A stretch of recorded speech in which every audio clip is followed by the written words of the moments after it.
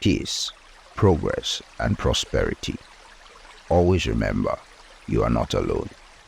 So, welcome back to another episode of this podcast, Brother's Keeper. My name is Onola Fatoba. I am my brother's keeper until the day I die. And I just want to say thank you once again, as usual, for joining me. It really means a lot to me. Thank you very much. So please don't forget, leave a comment in the comment section below. Let's know what you've been going through lately and how you've been able to surmount those challenges. Give this video a thumbs up. It is very important to the algorithm and the health of the video so that other people can find it. And thank you very much if you've subscribed. And if you haven't, see that logo icon, just right, that one. Yeah, that one right there. Just click it. So it's just one click. Just click and subscribe. And you're good to go. That way, when I drop the next content, you get a notification that says Onola has dropped another episode of Brother's Keeper. So today, I'm going to be talking about a topic that it feels very personal and very close to home. It's one of the things that, after I survived it, so to speak, I decided that, okay, I think a lot of people need to hear the story, and it's the story of a lot of young men out there that, they are really not talking about. So today, we're talking about the unseen struggle. Substance abuse, substance use, substance abuse, whichever you call it. Substance abuse, substance use, addiction, and how it affects your mental health. And I'm sure some people might find this episode a bit of a trigger. I mean, when I was writing this, I felt like I wanted to take out some things and just, not talk about them. But I feel like, okay, if I'm preaching vulnerability and, sharing, I feel like I should, lead with some of these things. And today I'm going to be talking about a lot of things. I hope you forgive me. I hope this doesn't come back to haunt me in the future. Oh God, please, I'm begging. Last night was a very wild one. You just go back around 4:30 a.m. and you're just trying to struggle, find your way to the couch because you are too wasted to make it to the bedroom, and you just pass out on the couch. And fast forward to 11:45 a.m., the rays of the sun is just, cutting through the windows and trying to burn a hole in your skin. And then you feel that burning sensation and you just turn a window and just finally, come to out of your sleep. And you feel so wasted that for 5-10 minutes, you don't even get up from the couch. And then when you finally do, you just wobble your way to the kitchen or some shelf where you keep your stash of liquor. And then you pick a half-drunk bottle of whiskey and then down some, because they say the cure for hangover is more alcohol. Abi? Nice one. So now, you are trying to avoid the pile of dishes in the sink because thinking about it will get you overwhelmed. So you try to go to the bedroom, so you can pull off your clothes from last night and maybe get a shower. And then you look to that corner, that chair that you always pile all your clothes that you've worn, and they are still clean, but they are not clean enough to be put back in the wardrobe, and they are not dirty enough to go into the laundry basket. So you pull your clothes and you dump it on the chair. And the next thing you turn, you see your pile of laundry as high as Olumo Rock. And you're thinking, how do you want to do it today? So you fall on the bed thinking, where do you want to start from? Your whole room is a mess, the house is a mess, your kitchen is messed up, your laundry is there for you to do. And just as soon as you decide that, okay, I think maybe I'll start from arranging my room, you remember that email that your supervisor sent to you 3 p.m. on Friday, yesterday, reminding you of a task that is due 10 a.m. on Monday. And you're like, and I never even start this thing. How one thing to have like this, another weekend gone. And you're thinking, I think the best solution is not to, stress myself too much and drink some more. So you take another gulp and chug it down. And then the cycle continues. My brother, that's the substance abuse. You have begun to abuse alcohol on a premium level. So, substance abuse is often a means of escaping emotional pain or stress. And I can tell you that for a fact because I'm a living testimony, and I want to say I give myself credit and I thank God for delivering me from the hands of my vices. So let's talk about some of the triggers for substance abuse, how you can break free from the brazen destructive impacts they have on your mental health, and the most common relationship between addiction and mental health. Let's talk about how it affects. It's very complex, but I believe if we pick on the basics, we'll be able to identify where the cross paths, the intersections. Let's start with the intersection between mental health and addiction. So many individuals with mental health disorders turn to substances to kind of self-medicate and get themselves out of emotional pain. Substance abuse is usually the ingredient that worsens your mental health issues and most likely even triggers new ones. Also, proper diagnosis refers to the presence of both mental health issues and substance use disorder. It's not just about abusing the substance. It's about what is making you turn to that substance in the first place to abuse it. So, now let's talk about struggles that contribute to substance abuse or addiction. Number one, trauma. Trust me, I feel like that's the primary substance that contributes to substance abuse and addiction. Trauma, you're going through some kind of pain. It could be from an accident, the loss of a loved one, something that happens that triggers some kind of emptiness in you and just kind of like pushes you to the extreme where you feel like, okay, you need to fill that void by drinking alcohol or by smoking or by, excessive sex and any kind of vice that you feel that, people actually employ these days. Another thing is stress and pressure. After trauma, stress and pressure. When you feel like you are stressed, or more, make I just puff one like this, I will deal okay. And then you call up your dealer or you go to that store, get the most concentrated level of alcohol and just consume yourself. Another thing is genetic predisposition. I feel like some people have been exposed to alcoholism from birth because their parents were alcohol while they were being conceived. So, a family history of addiction can increase your susceptibility to developing addiction or substance use disorder. So, if you have the history of alcohol abuse or excessive alcohol consumption in your family, you might want to watch yourself when it comes to these substances so that you don't pass it on to your kids or you don't pass it on to your family or your loved ones. So you need to start thinking of how to cut it down in your time.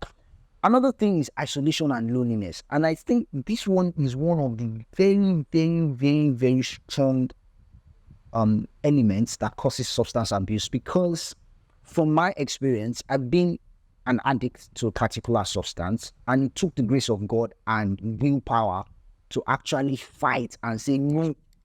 I relapsed a number of times, which I believe is part of the process. You relapse and then you come back to, and then you feel like, okay, I can't do this again, until you find your groundedness and say, I am not going to do this substance again. And one of my very triggers was loneliness.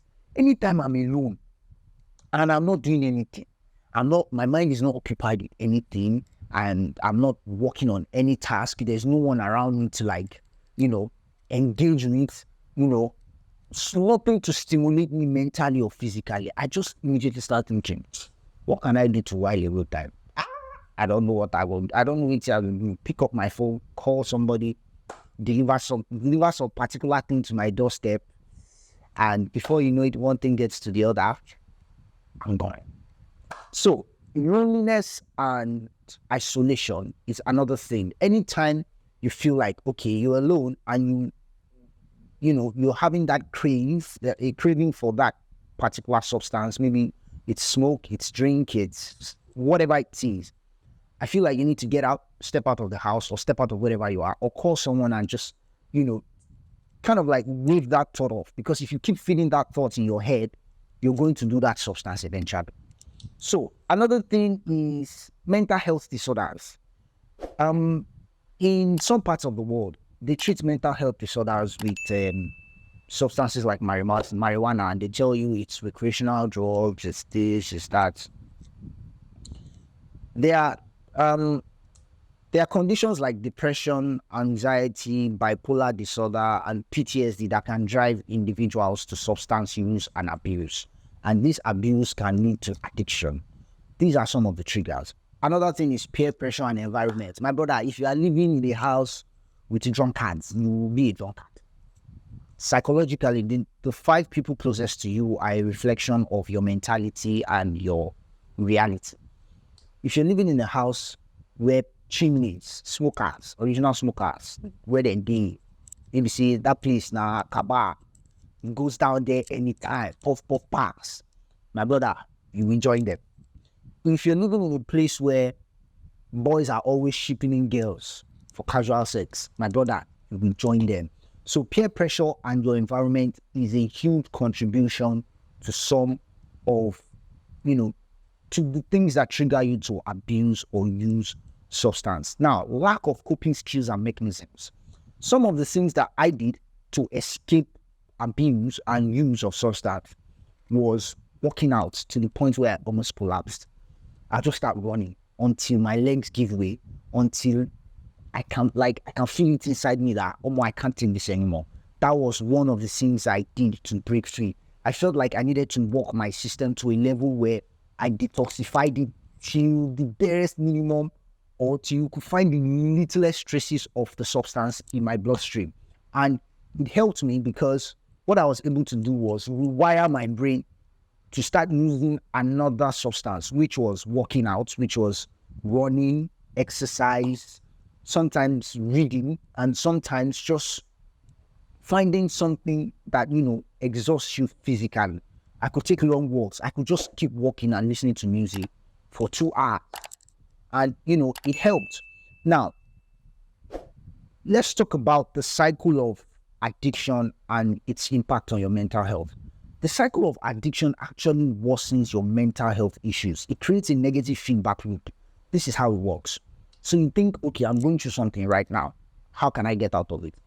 Let me drink some Jack Daniels. No bad PR for Jack Daniels, but let me drink some alcohol and help myself. Or let me roll some blunt and just smoke and just be okay. And then you do that.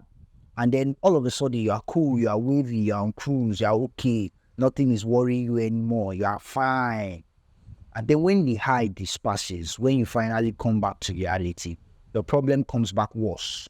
Because now you are now beginning to overthink it on a very sober level. And then you feel like, how can I get out of this again? And then you go back to that substance and you use it again. And before you know it, you're fine, you're cool, you're wavy, you're not, you don't have any problem. And then when it fades again, so it becomes some kind of, and you feel like you can't deal with your problems without using the substance. So that substance becomes a coping mechanism for you. Now, substance abuse, when substance abuse continues, the brain's reward system is altered. Your brain is rewired. It becomes very difficult to experience life or to experience pleasure or basically anything without the use of that substance. First of all, you become used to it, and then you become dependent, and then you become addicted, and then you start abusing it. Those are the steps, or at least those were the steps for me. At first, I was just used to it casually. It just became a casual thing for me. And then I started depending on it for some things. I depended on it for eating. I depended on it for sex. I depended on it for reading. I depended on it for basic daily activities. And then I became very addicted. If I don't say I don't want to do anything, like I typically become paralyzed, so to speak, until it became something that I abused almost every day for no reason. I just find myself using this substance. I just find myself on this substance. I just find myself high on this substance. And I started making excuses for that. It's not my thing now. People do it. It's just not my, it's for relaxation, and it takes the edge off. My brother, and go be careful. Now express you can go. So individuals may become trapped in a cycle when they use substance to temporarily alleviate emotional distress, but end up exacerbating their mental health problems. Basically, what I wrote here is you can become so dependent on it that you are trapped in a very vicious cycle. Like you go up, you use it to treat your emotional pain, and then when it comes down, you are back to your problems, and then you feel like you need it again, so you go up, use it to treat your emotional pain, and then when it comes down, you are back to your, problems, and you are trying to work it. And it can lead you to so much negative emotions that you become so frustrated, trapped in that cycle. You are like, the substance you are using is supposed to help you get away from the problems. But once the high fades, you are back to the problem. So what is the point of that substance? Or what is the point of what you're doing exactly? So those are the things that, that's how you know that, okay, you are trapped in that cycle. Now, this is where it gets really, really frustrating and complicated. The stigma attached to seeking help, or the barriers involved in seeking help. So the stigma attached to addiction and mental health problems can prevent individuals from seeking help. You can start thinking, if I go there and say, I'll be alcoholic like this, people will judge me. Yes, people will judge you. But my brother, you don't judge yourself first. You've judged yourself. You already know that you have a problem. And I think that's the first step towards seeking a solution. Once you identify the fact that you have a problem, you know you have a problem, then seeking a solution is the next step. Don't dwell on the fact that you have a problem. Go forth and look for a solution. But there are certain stigmas and barriers involved that you feel like people will judge you. You don't know who to talk to. If you talk to this person, their perspective of you will change. I mean, I know a lot of people who kind of like looked at me different when I told them I used a particular substance, or at some point I was addicted to a particular substance. And they were like, so that judgment is there, but if you really know what you're working on, if you really know where you're going, if you really know what you want to achieve, that's just distraction. It's outside noise. Focus on redeeming yourself and your mental health. Now, there's also limited access to affordable treatments. This can hinder your, motivation to seek help. In this part of the world, in Nigeria, there's little budget allocated to that generally in terms of healthcare, all that. Nobody cares. You have mental health problems. So Yabalet, straight, take him to Yabalet, no time. Take him to Aru in Abeokuta. And, that's like the primary thing. And then you get there, they kind of get you hooked on drugs that, should help you. But then you get addicted to those drugs too. So now you have two levels of addiction problem with your mental health. So I don't know. So you are hooked on the drugs they are giving you that are supposed to help you. And then you are still fighting the ones that brought you there in the first place. And your mental health problem that is actually the cause of all of this. My brother, can you see that? So the fact that there isn't a proper system put in place in this part of the world that helps people seek help, and there's no affordable, so to speak. It's not affordable to kind of put somebody in a rehabilitation center in this part of the world. In fact, I think generally rehab is not cheap. Rehabilitation is not cheap. Not financially, not emotionally, not psychologically. It is expensive. But, because you've put yourself in that position, or certain situations have put you in that position, and you've helped those situations put yourself in that position, you also have to be able to pay the price to get out. It is very, very important.